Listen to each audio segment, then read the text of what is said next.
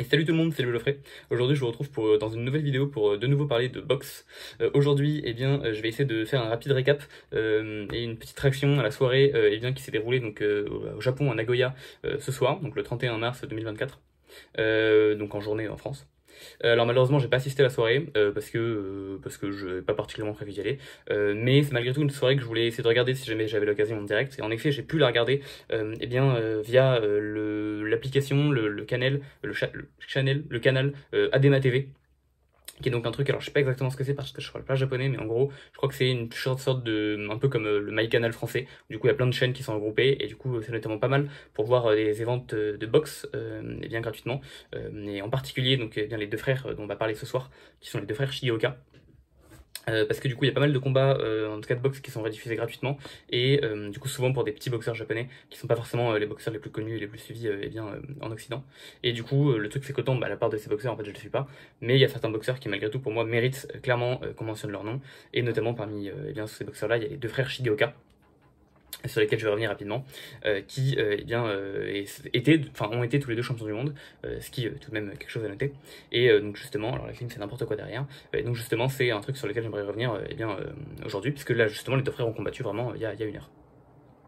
Ok, donc du coup en gros ces frères dans quelle catégorie est-ce qu'ils combattent? Ils combattent dans la catégorie des poids pailles, qui est la catégorie la plus ignorée de toute la boxe, peut-être même encore plus que les Bridgerweights. Bon, j'exagère un petit peu, mais c'est presque ça. C'est donc une catégorie dans laquelle les gens combattent à moins de 48 kilos, donc vous vous doutez que c'est pas la catégorie où il y a le plus d'occidentaux. Il y a beaucoup de Mexicains, en gros de Sud-Américains, mais surtout des Mexicains, et sinon des Asiatiques, donc notamment japonais, notamment thaïlandais et notamment philippins, combattent là-bas. Et alors déjà, autant c'est déjà le cas, on va dire en mi-mouche, c'est déjà le cas en mouche. Ça devient de moins en moins le cas quand on progresse dans les catégories, mais vraiment les poids pailles c'est la catégorie qui intéresse personne. Je pense notamment le fait que l'Occident ait déjà du mal à suivre ce qui se passe au Japon, et ils ont encore plus de mal à suivre ce qui se passe en Thaïlande, notamment parce que les Thaïlandais ont tous deux noms qui sont à chaque fois incompréhensibles. Là vous verrez que je vais parler de quelques Thaïlandais après, et c'est très dur de s'y retrouver, et je pense que du coup ça perd complètement le public américain. Déjà qu'en essayant de faire un peu des gaffes ce qui se passe là-bas, j'ai du mal. Donc du coup, et comme c'est une catégorie qui est restée aux mains des Thaïlandais ces dernières années, c'est une catégorie complètement ignorée. Il y a vraiment juste Finito Lopez des années 90 qui est connu là-bas, et a raison, hein, excellent boxeur. Ok, mais bon, malgré tout, donc qu'est-ce qui s'est passé ce soir et qu'est-ce qui s'est passé rapidement dans les dernières années dans la KT? En fait, ce soir, on avait deux japonais, qui sont tous les deux frères, qui s'appellent donc Ginjiro Shigeoka et Yudai Shigeoka. Donc je vais les appeler Ginjiro et Yudai. Yudai c'est le grand frère et Ginjiro c'est le petit frère.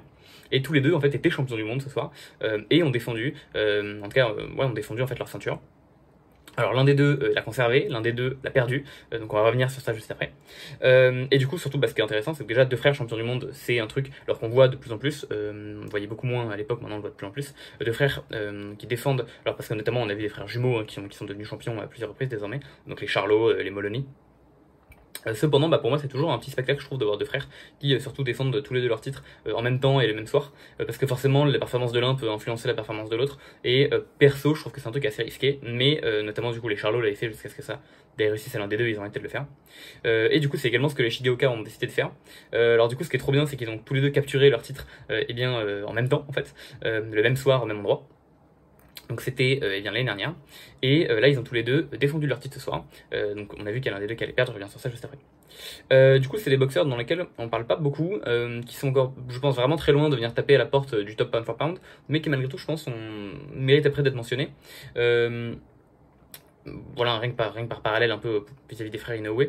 Du coup, le plus vieux, donc Yudai, c'est probablement celui qui a un peu mené le petit frère à la boxe, et c'est malheureusement le moins bon des deux, en tout cas à mon avis. Donc Yudai Shigeoka c'est un boxeur qui a fait une petite carrière amateur, de ce que j'ai trouvé il a à peu près 80 victoires pour 10 défaites, un truc comme ça, je vais voir si je peux retrouver le palmarès exact. Ouais, il était en 82-10 avec tout de même 20 KO, ce qui est quand même pas mal parce qu'en amateur c'est assez dur de récupérer les KO, les combats durent pas longtemps, on a des gros gants, on a des casques, donc c'est assez dur de venir chercher pas mal de KO. C'est un boxeur qui voulait en fait aller taper les JO de 2020, mais malheureusement il a pas pu, puisque du coup sa catégorie de poids, donc les mi-mouches, n'ont pas existé en fait aux JO de 2020. Donc il n'a pas pu y aller, et du coup il est passé pro dans la foulée. Son petit frère lui, Ginjiro Shigeoka, a une carrière amateur où, alors il a jamais envisagé à ma connaissance de faire les JO, même si je pense qu'il aurait probablement du coup laissé juste son frère y aller en mi-mouche, si jamais les JO en mi-mouche s'étaient déroulés en 2020.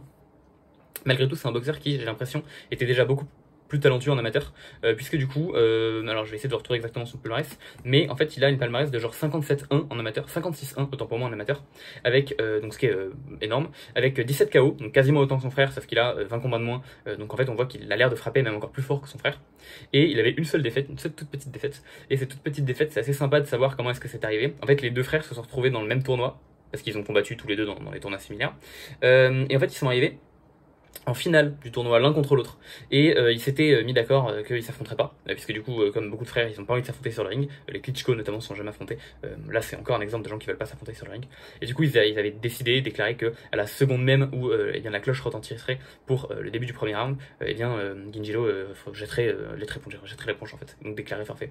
Et donc voilà, donc c'est comme ça qu'il a eu sa seule petite défaite amateur. Malgré ça il a quand même donc récupéré 5 titres nationaux en amateur, donc on voit qu'on a aussi un boxeur de très grand talent, et il est du coup lui aussi passé professionnel. Ils ont eu des stratégies assez... Enfin du coup il est passé professionnel ou à peu près comme son frère en fait. Je pensais qu'il était passé pro plus tard, mais en fait ils sont passés pro à peu près en même temps. Non pardon, non du coup il est justement passé pro avant son frère, pardon c'est bien ce qui me semblait, en fait j'avais échangé les deux, bon bref, il est bien passé pro avant son frère, parce que du coup il comptait pas faire les JO, et donc forcément il a pu passer pro dès 2019, alors que son frère qui comptait aller taper les Jeux de 2020, du coup il est passé pro que en 2021, tout à fait ça. Ok. Du coup, bon, bah les deux, donc ils ont rapidement commencé, eh bien, à combattre. Alors, de ce que si je me trompe pas, donc, le grand frère Yudai a commencé à évoluer dans la catégorie des mimouches, là où il voulait faire les JO. Et ensuite, il est descendu donc en poids paille, donc à 48 un peu plus tard, donc à son 4e combat pro. Là où Yudai lui a uniquement évolué dans les poids paille dès le début de sa carrière. Alors du coup, comme Yudai a évolué eh bien, un peu plus longtemps, c'est le premier qui a eu sa chance mondiale, c'était contre Daniel Valladares, c'était donc en 2023, tout début 2023, pour le titre IBF, et malheureusement le combat s'est arrêté très très tôt, en fait au 3e round, mais pas par un KO, le combat s'est arrêté par un no contest. En fait il y a eu un coup de tête pardon, involontaire, alors si je me trompe pas, je crois que c'est quand même plutôt Valladares qui a initié le coup de boule, même si bon évidemment c'était pas volontaire. Et donc du coup ça a été déclaré no contest, puisque à cause de la blessure engendrée, Valladares était incapable de continuer le combat. Et comme c'était seulement au bout de... Enfin comme il y avait seulement 2 rounds, et d'ailleurs jusqu'à présent il y avait 19-19 parmi les 3 juges, donc chaque juge voyait chaque boxeur remporter un des 2 rounds. Le combat a été jugé no contest.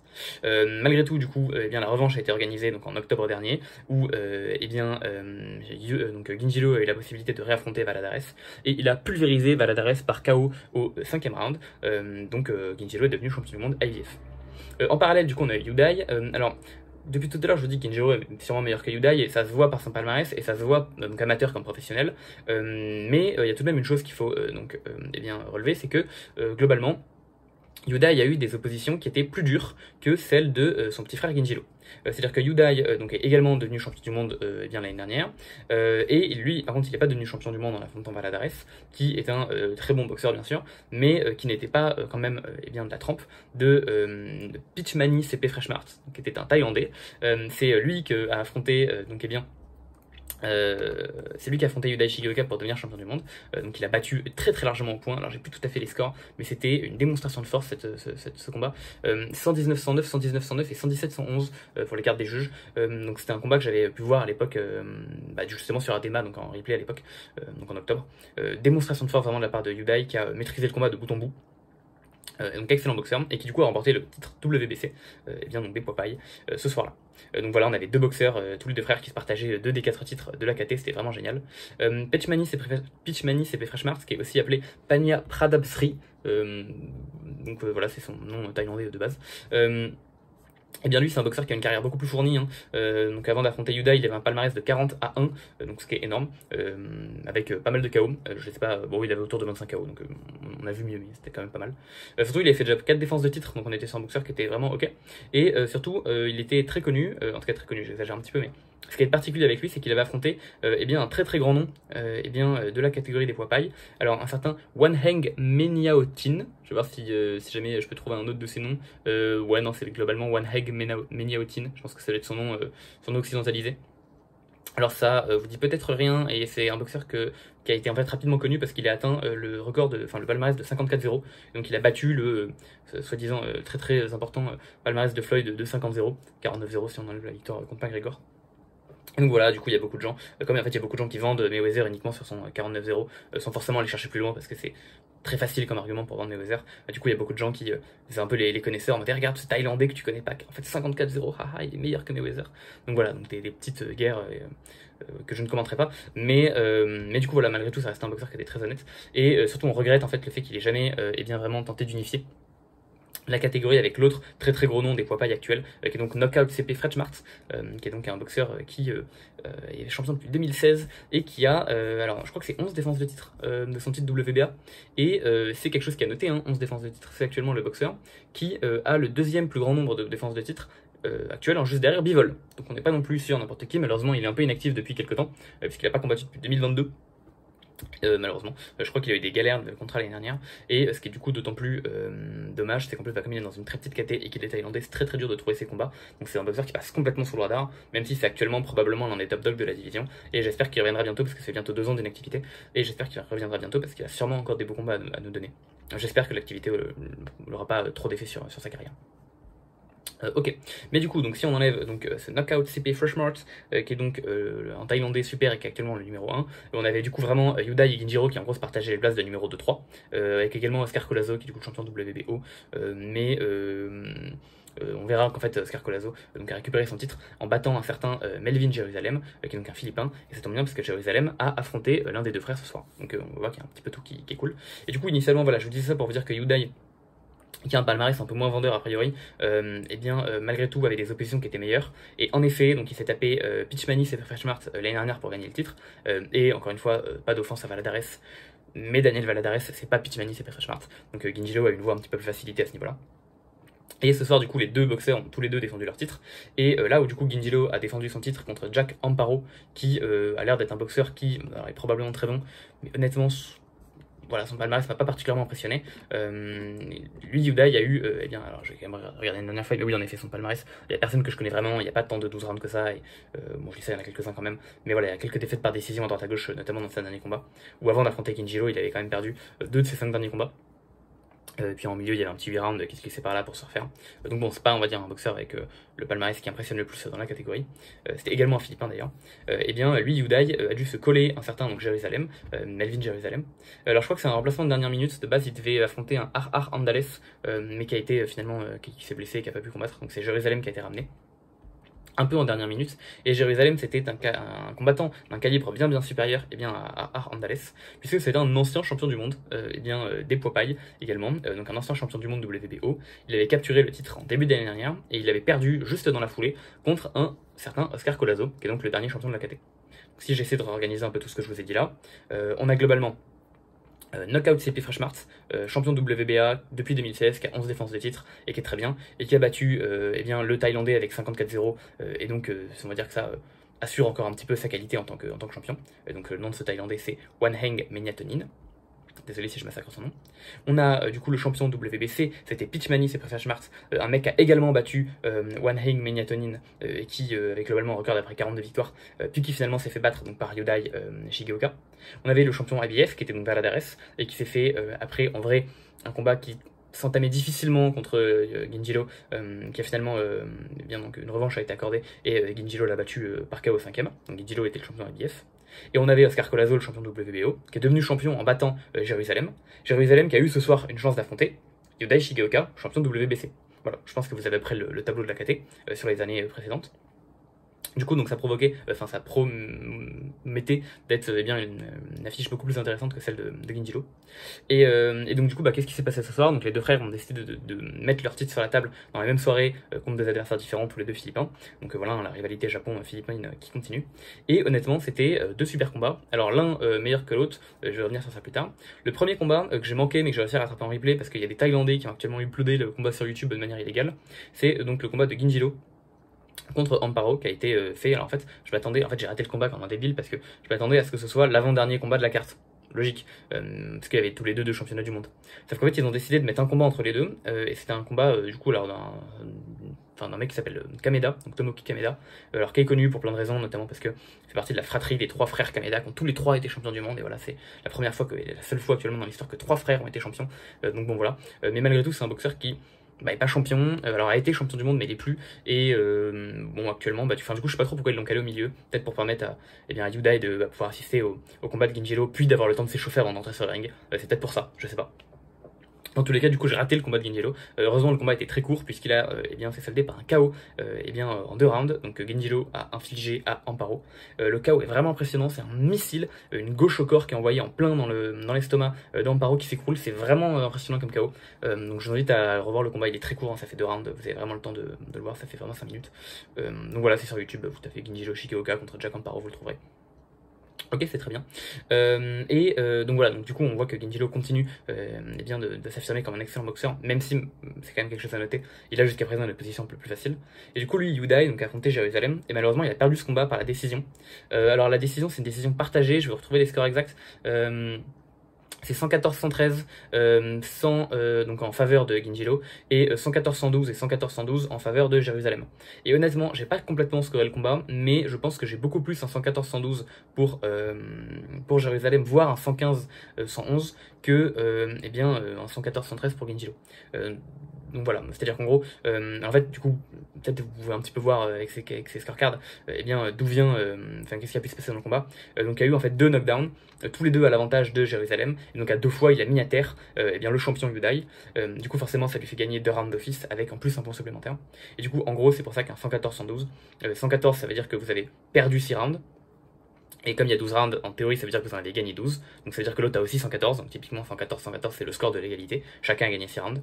Sauf que là, comme il y a eu 2 knockdowns, Yuda a 2 points en moins, ce qui fait 114-112. Et du coup, donc moi, c'est typiquement plutôt le genre de carte que j'aurais, voire même peut-être carrément un 7-5, parce que Jérusalem s'est vraiment montré excellent dans ce combat. Je donnerai le 2e round, le 5e, le 4e à Yudai et 11-12 assurément. Et après au milieu c'est à peu près flou, peut-être je lui en donnerai un ou deux en plus, j'ai trouvé que les rounds étaient un peu plus serrés. Du coup donc ce combat, désolé j'ai divagué un petit peu mais le combat était vraiment super pour le coup, ce combat donc entre Jérusalem et Yudai.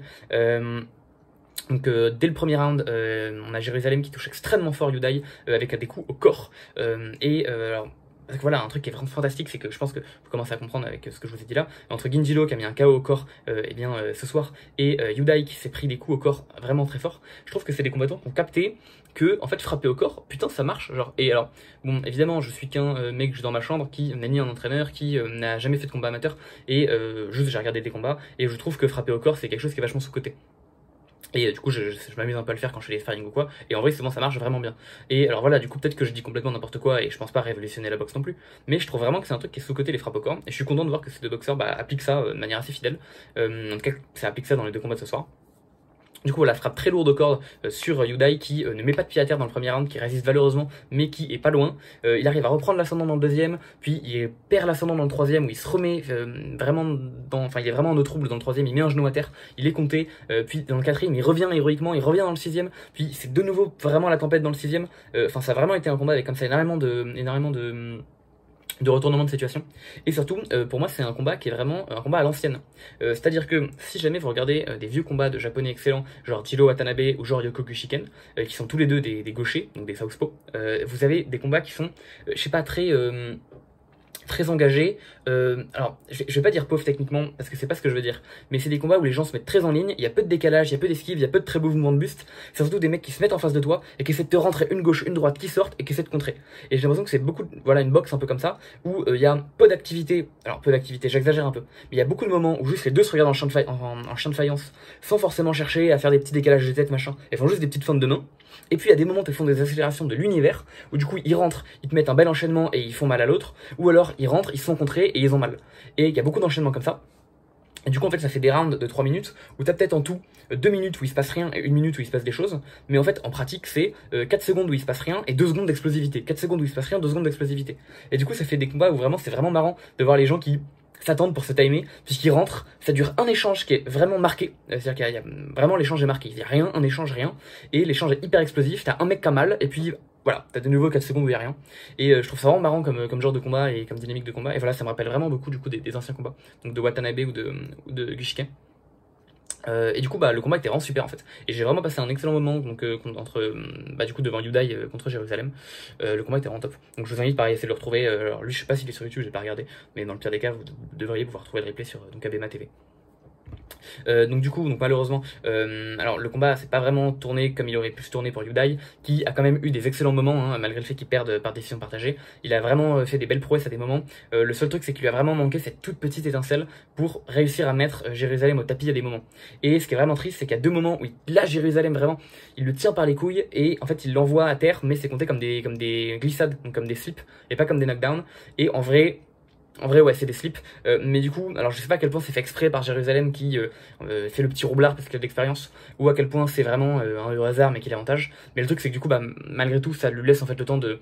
En fait, ça lui laisse le même temps de récupération qu'un knockdown, hein, quasiment, parce que il tombe, du coup, il te met un petit peu de temps à se relever, puis t'as l'arbitre qui les sépare, qui va voir Jérusalem, qui lui fait c'est bon, tu vas bien, tu peux continuer, et le combat continue. Et même sans avoir de 8 secondes de récupération comme il aurait pu avoir s'il avait eu un knockdown, bah, ça lui laisse le temps de récupérer et en fait ça casse complètement le rythme et le momentum qu'a Yudai sur ces deux phases là. Et en fait ça arrive à deux reprises ce truc là.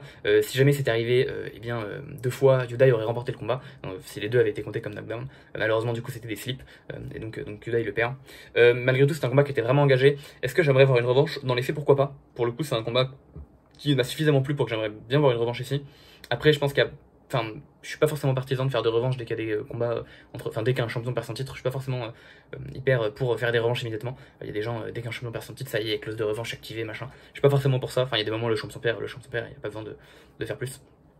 Mais ici en vrai pourquoi pas, le combat était accroché. Et puis honnêtement voilà vraiment quel combat, ça me dérange vraiment pas de le revoir. Un dernier truc du coup sur lequel, enfin il y a deux choses dernières sur lesquelles je voudrais revenir. Après premier je m'arrête parce que la vidéo est déjà très longue et qui va vraiment regarder putain de 20 minutes de vidéo sur des poids pailles. C'est qu'en vrai, alors les deux frères, Ginjilo et Yudai, depuis tout à l'heure je vous dis que Ginjilo est meilleur mais que Yudai a eh bien, des qualités d'opposition qui est supérieure. C'est vraiment ce que je pense, et je pense en fait notamment, alors ils ont des box qui sont tous les deux extrêmement proches, ils sont tous les deux gauchers, ils ont tous les deux des gardes d'essai ouvertes, donc main avant ou main droite vraiment en avant, pas du tout collée vraiment avant. Tous les deux des box très en ligne et très à la japonaise, c'est-à-dire des jambes de feu, et du coup c'est je rentre, je mets une combinaison de 2-3 coups, je ressors, je rentre, je mets une combinaison de 2-3 coups, je sors, et j'essaie de te timer quand tu rentres pour te contrer. Alors c'est des boxeurs qui vont malgré tout beaucoup au corps. Il n'y a pas autant de japonais qu'eux qui vont au corps je trouve. Mais eux du coup vraiment ils n'hésitent pas à y aller, que ce soit avec le bras avant et avec le bras arrière, c'est des boxeurs qui travaillent beaucoup au corps. Et voilà, du coup peu de travail vraiment de déplacement sur le côté, peu de mouvements de buste vraiment exceptionnels. C'est aussi des boxeurs extrêmement offensifs avec des défenses qui sont pas excellentes, en particulier pour Yudai qui vraiment à des moments se jette avec son bras arrière et à son bras avant complètement en bas. Donc vraiment il est là, il envoie et son bras arrière est en bas. Donc ça je pense que c'est dommage et que c'est des choses qui pourraient être travaillées. Typiquement là je crois pas, enfin en fait forcément il s'est pris suffisamment de coups à des moments, il est tombé 2 fois à terre, il pourrait avoir des meilleures défenses. Mais voilà, sinon c'est vraiment des mecs qui sont offensifs et qui y vont. Et ce qui de toute façon forcément donne des combats très intéressants d'avoir des mecs qui vont au charbon et voilà. Alors c'est pas ma boxe préférée, moi j'aime bien les mecs un peu techniciens et les mecs qui voilà sont un petit peu beaux sur le ring, mais malgré tout bah, ça fait ici des combats qui sont hyper intéressants. Et je pense qu'en fait à cette boxe, Ginjiro est sûrement meilleur parce que j'ai l'impression qu'il a des coups qui sont plus durs et qu'il a notamment des jambes qui sont meilleures. Je le trouve plus explosif avec ses jambes et alors du coup j'ai l'impression qu'il frappe plus fort. Alors est-ce que c'est cette explosivité supérieure des jambes qui lui donne un facteur punch un peu plus important? Je sais pas honnêtement parce que je n'ai pas pris des coups des deux. Mais j'ai l'impression que c'est vraiment la grande différence entre les deux et alors ça et la qualité d'opposition. Mais du coup ce qui permet à Ginjiro de sur un énorme coup et bien au corps envoyer comme un missile, ce qui lui permet d'éteindre l'adversaire qui est en face de lui. Là où Yudai fait la même chose mais en fait Jérusalem reste debout. Et c'est vrai que du coup Yudai, il y a beaucoup de moments où il a touché Jérusalem, mais il a pas réussi à alors déjà le KO, mais il n'a même pas réussi du coup le mettre à terre, à part par des slips. Et voilà, je pense qu'il aurait eu un facteur punch un peu plus supplémentaire, bah, ça lui aurait permis de gagner, il aurait eu des jambes un peu meilleures, ça lui aurait permis de gagner. Bon après voilà, je vais pas refaire tout le combat non plus, mais voilà, je pense que c'est vraiment, en tout cas j'ai l'impression ce qui distingue les deux boxeurs. Bien sûr si jamais vous avez vu les combats et que vous avez des choses à redire, n'hésitez pas. Et du coup, bah, on va terminer vite fait par quoi de plus sur la KT en fait. Maintenant, qu'est-ce qu'on fait pour cette catégorie? Ce qui m'embête c'est que, juste avant le combat, les deux frères, alors peut-être un peu dans un élan d'orgueil, dans un élan de confiance, avaient annoncé un truc qui moi me plaisait énormément. Ils avaient dit voilà, là aujourd'hui ce soir on défend notre ceinture contre des challengers. La fois prochaine, on défend notre ceinture chacun contre un autre champion. Il y a 4 champions dans la KT, on est 2, chacun de nous deux prend l'un des 2 champions qui reste. On gagne, comme ça on se retrouve tous les deux avec 2 ceintures. Une fois qu'on a tous les 2 ceintures, Yudai, le grand frère, monte en mi-mouche et fait ses petites affaires en mi-mouche, ce qui serait trop bien parce que si jamais il arrive à récupérer 2 titres, il serait connu. Puis en mi-mouche, il y a plein de boxeurs contre qui j'aimerais le voir affronter, notamment Kenshiro Teraji, donc c'est super. Et ensuite, Ginjiro a dit, et maintenant, il y a moi qui ai 2 ceintures, il y a 2 ceintures dispatchées dans la nature, parce que mon frère qui les avait déjà montées, donc les a laissées vacantes, et moi je récupère les ceintures une à une, et je deviens le premier champion de poids paille incontesté de l'histoire, parce qu'il n'y a jamais eu de champion poids paille incontesté. déjà dans l'histoire déjà dans l'ère des 3 ceintures, donc dans l'ère des 4 ceintures encore moins. Et honnêtement, en fait ça me plaît, enfin ça me plaisait de fou, alors évidemment c'est un truc à très long terme, ça veut dire qu'il gagne ce soir, qu'il gagne la prochaine fois, puis qu'ensuite il gagne 2 combats de plus pour Genjilo, et qu'éventuellement ils font des défenses de titre entre les deux et qu'ils gagnent à chaque fois. Donc bien sûr c'est un plan qui est voilà, très lointain et très ambitieux, mais putain ça me plaît en fait d'avoir des boxeurs qui ont un peu d'ambition et qui ont la volonté, en tout cas a priori affichée, de relancer un peu cette catégorie des poids pailles, qui en vrai traîne un peu parce que là ces dernières années on avait donc un Thaïlandais en 54-0 qui était très connu mais qui est maintenant plus trop là, on a Knockout CP Freshmart qui a pas combattu depuis 2 ans, on a des combats qui sont durs à trouver sur YouTube, enfin en tout cas même sur internet, hein, j'ai du mal à les trouver. Donc en fait, ouais, ça serait bien un plan comme ça. Et alors du coup, Genjilo qui défend son titre a peut-être l'opportunité maintenant de prendre un des 2 champions, donc de prendre soit Colazo, soit de prendre Knockout CP Freshmart. Les deux ça me plairait, en fait les deux ça me plairait beaucoup parce que qu'ils prennent Colazo, c'est le mec qui a battu Jérusalem c'est le mec qui a battu son frère. Qu'ils prennent Colazo quelque part c'est un truc qui me va bien. Qu'ils prennent Jérusalem ça me va aussi, parce que du coup ça veut dire qu'il vengerait un peu son frère. Le seul truc qui me ferait chier c'est que du coup que fait Yudai en attendant? Est-ce qu'il monte? Est-ce qu'il prend quelqu'un d'autre? Et qu'en fait j'aimerais bien avoir une revanche Yudai-Jérusalem, mais quitte à pas l'avoir, j'aimerais bien voir Genjilo contre Jérusalem, hein, pour venger un peu son frère, ça me plairait beaucoup.